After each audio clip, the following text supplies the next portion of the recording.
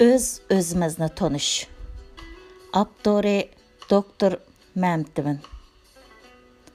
Öz-özini tonish bolsa, insonlarning öz-özini boshqalardan farqlantirish degan ma'nodagi so'z bo'lib, u bir insonning ichki va tashqi jihatda o'ziga xos bo'lgan insonligini, maqsad muddasini, barliq alaydilik va kamchiliklarning hammasini to'liq tonib yetib, o'ziga nisbatan to'g'ri baho berish degan ma'noni bildirdi.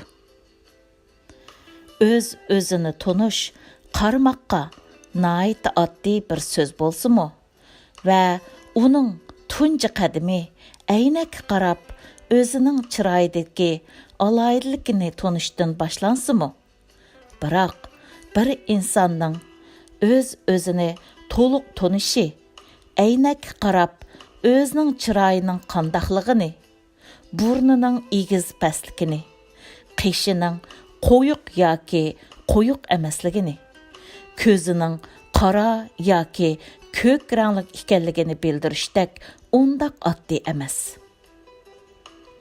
Bir inson o'z xarakterini, mijozini, tafakkur qilish usulini, o'y xiyolini, o'zining shaxsiyatini, maqsad muddasini va aql farosatini, eng muhimi, o'zidagi u alaydiliklarning boshqalar bilan bo'lgan tub farqini ham shundaqla o'zidagi kamchilik va yetarsizliklarni to'liq tonib yetganda, ondan o'z-o'zini haqiqiy holda tonigan bo'ladi.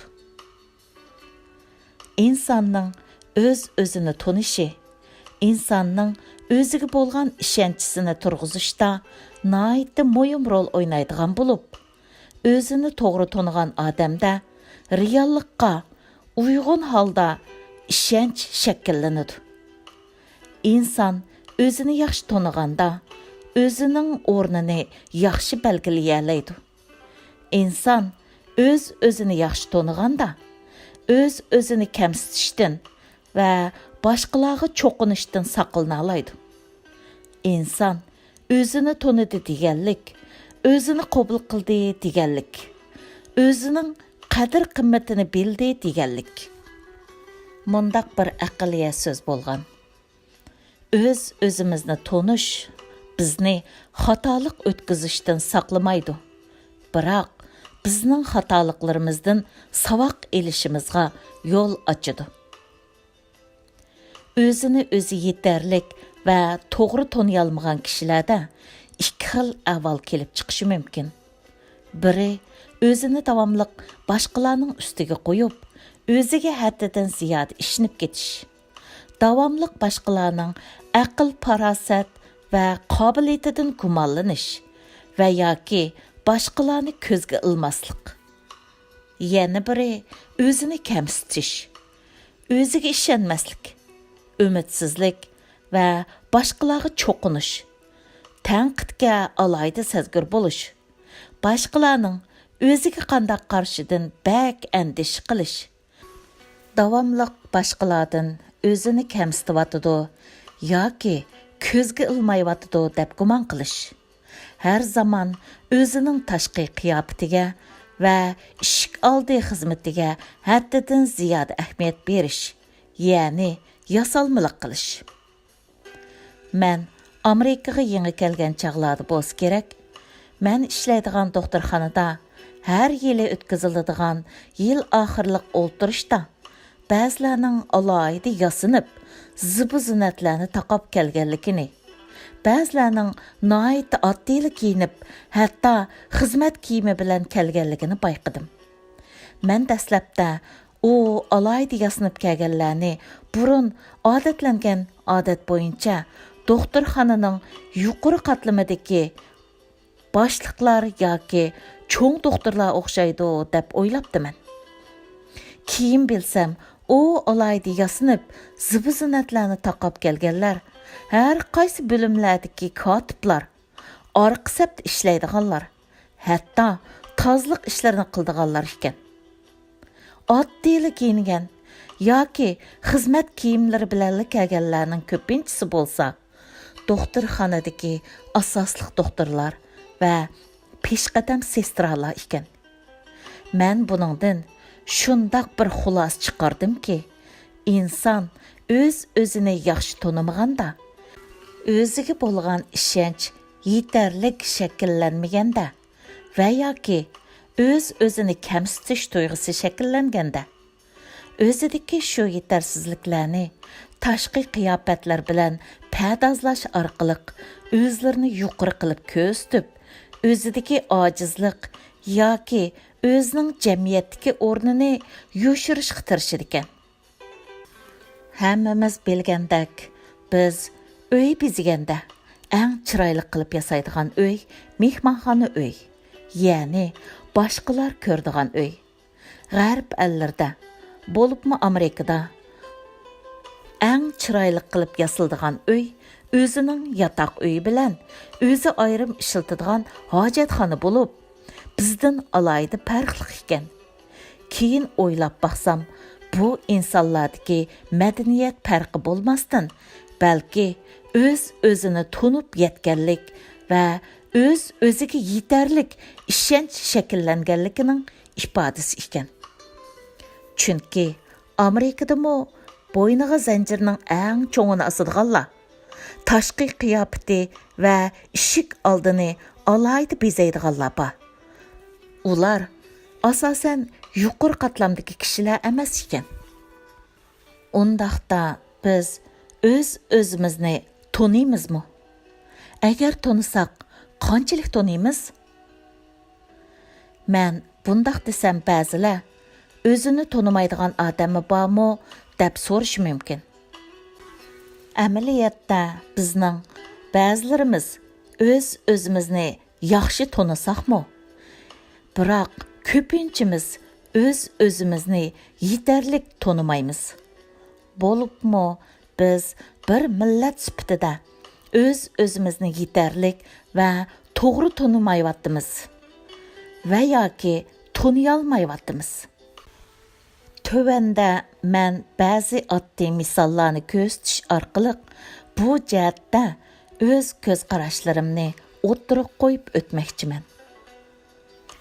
Biz doim boshqalarning bizni xato tushunib qolishidan andish qilamiz. Bo'libmi biz ba'zilar biz to'g'risida ba'zi salbiy fikrlarni o'ttirib qo'yganda va yoki biz to'g'risida salbiy ko'z qarashlarni o'ttirib qo'yganda texmi shundoq. Bundaq ahvol ostida biz o'zimizni oqlashga va o'zimizni boshqalarga to'g'ri tanitishga tirishimiz. Hatto o'zimizning to'g'ri ekanligi to'g'risida boshqalarni texmi yaxshi ishontirish uchun cho'ng ayb yoki xatolikning boshqalarda ekanligini, ularning texmi nachar odamlar ekanligini ta'kidlaymiz. Natijada biz o'zimiz yetmoqchi bo'lgan maqsadga yetolmay, o'zimizning obrazini texmi xunuklaştırib olamiz.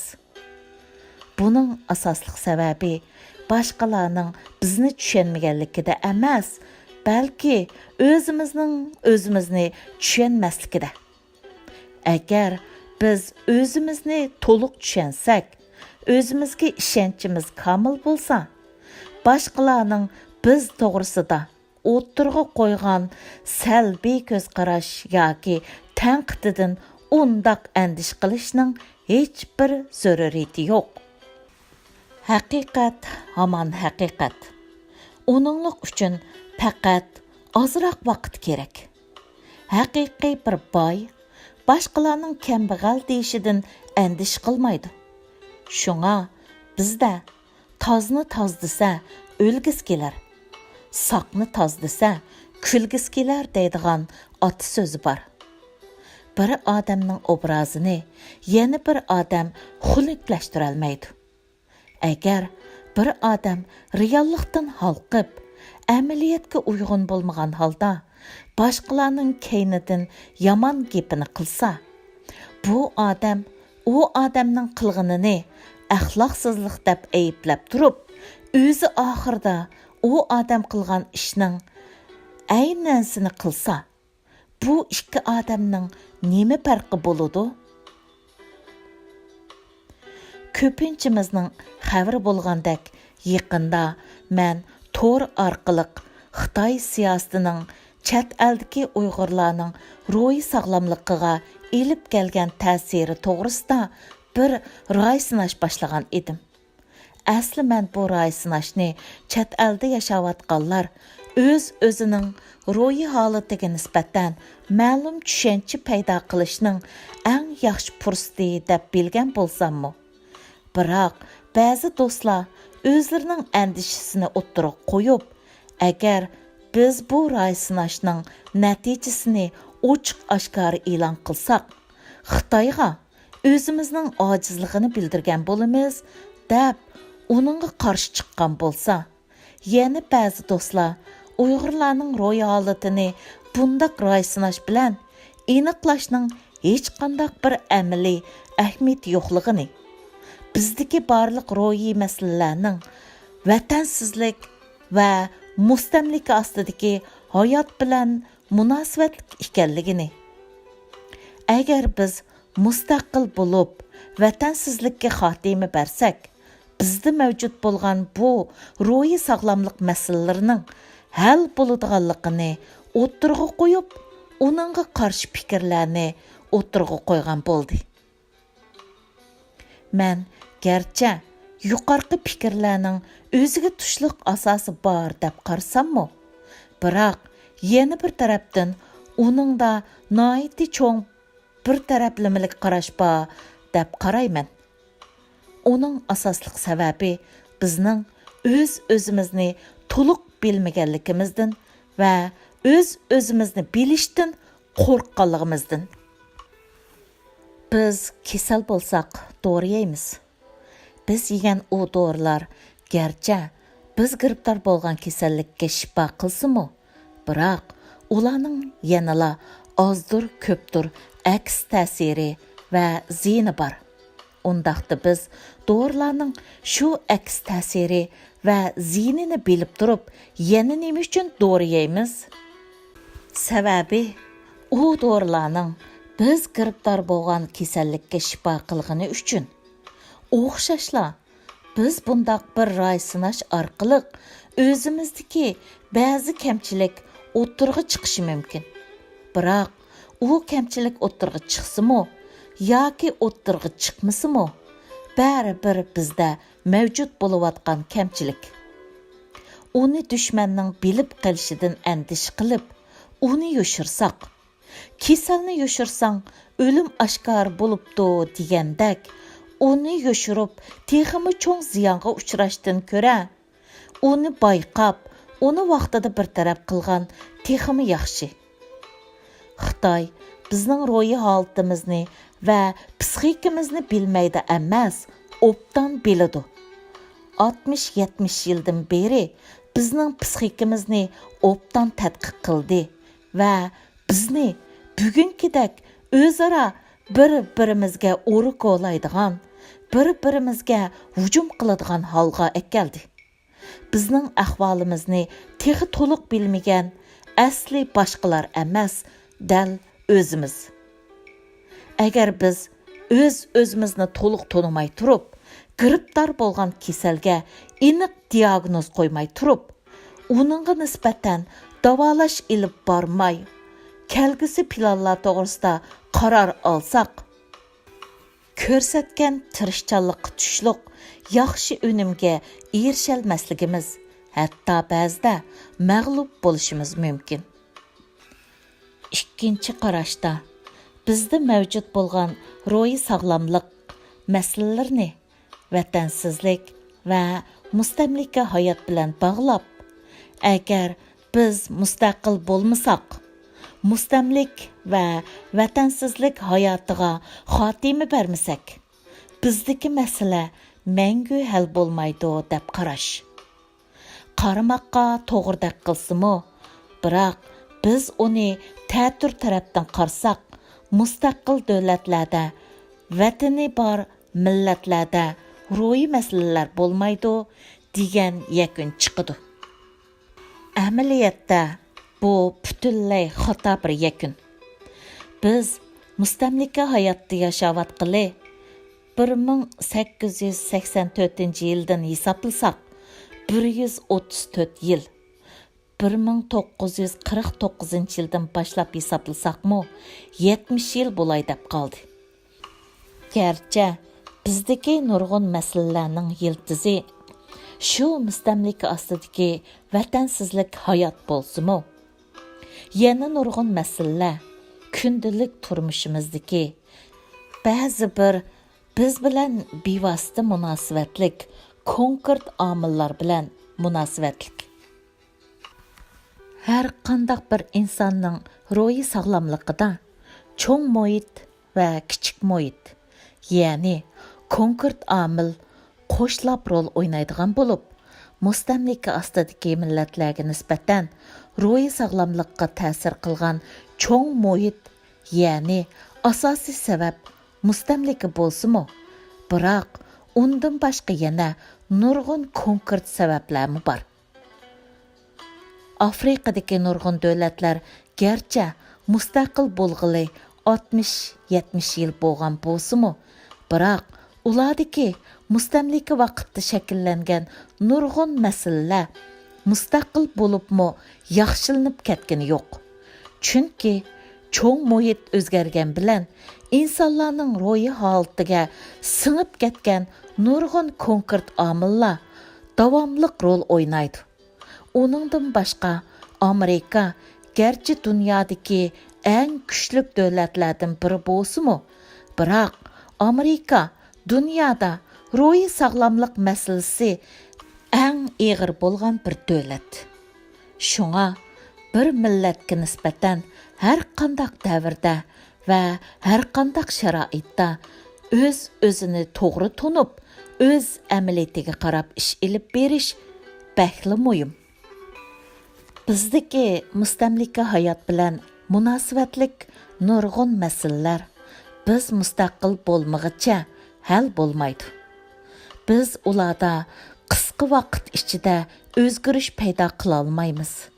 Biroq ba'zi konkret omillar bilan munosabatlik masalalarni, shu konkret masalalarni paydo qilgan omillarni to'nib yetish va uninglik uchun ba'zi tirishchanliklarni ko'rsatish orqali ularni hal qila olamiz.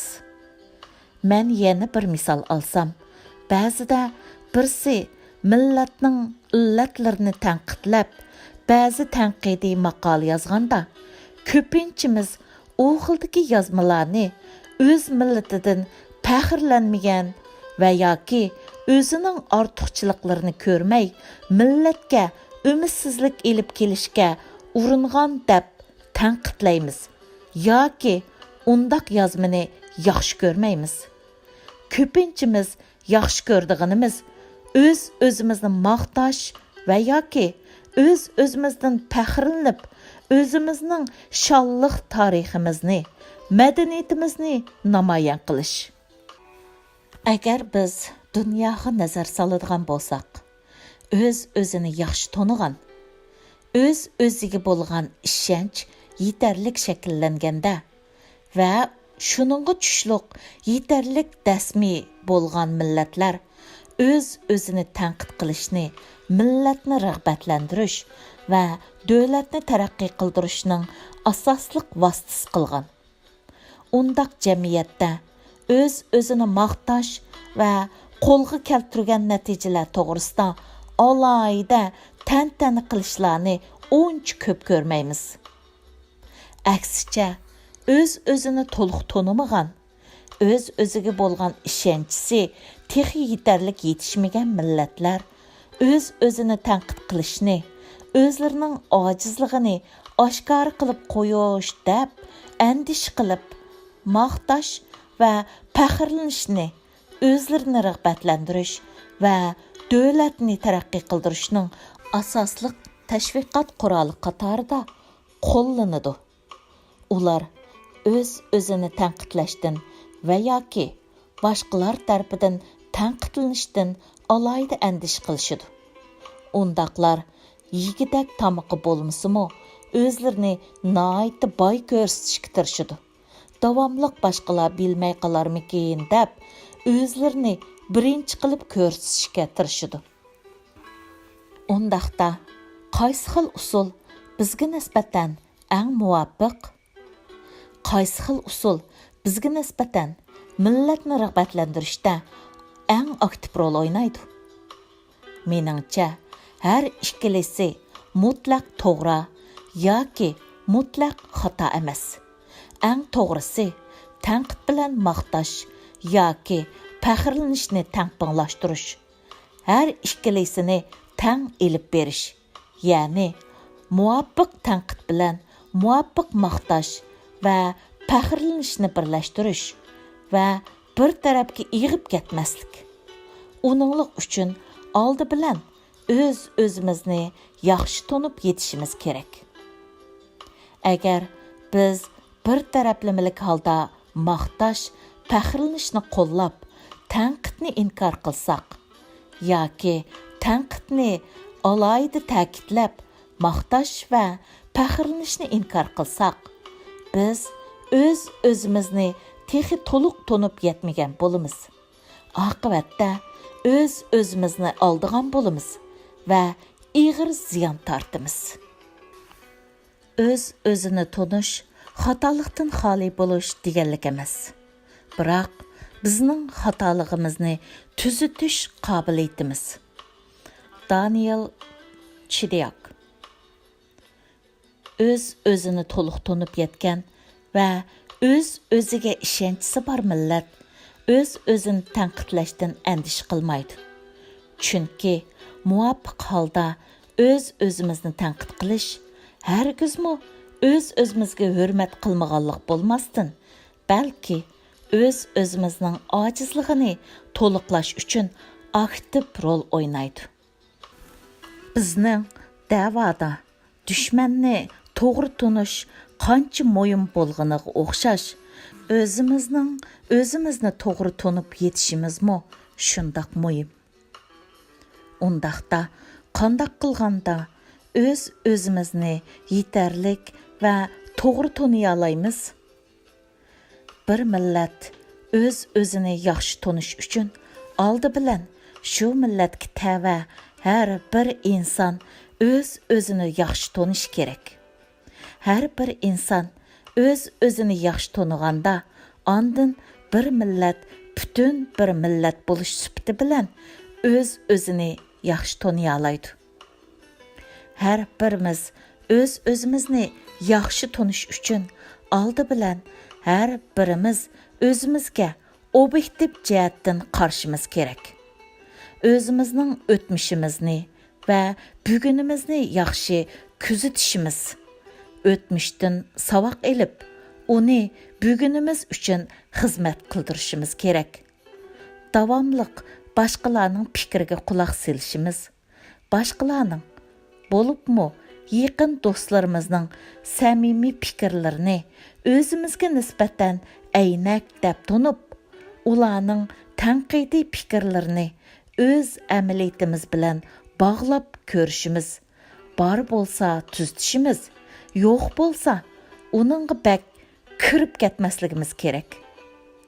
Dalay Lama mundaq degan ekan: biz so'zlaganda faqat o'zimiz biladigan narsani takrorlaymiz. Biz faqat boshqalarni anglaganda ondan bilmagan narsalarni bilalaymiz. Demak, boshqalarga quloq solish, o'zliksiz o'rganish va kamtar bo'lish bizning o'zimizni tunishimizda bak cho'ng rol o'ynaydi.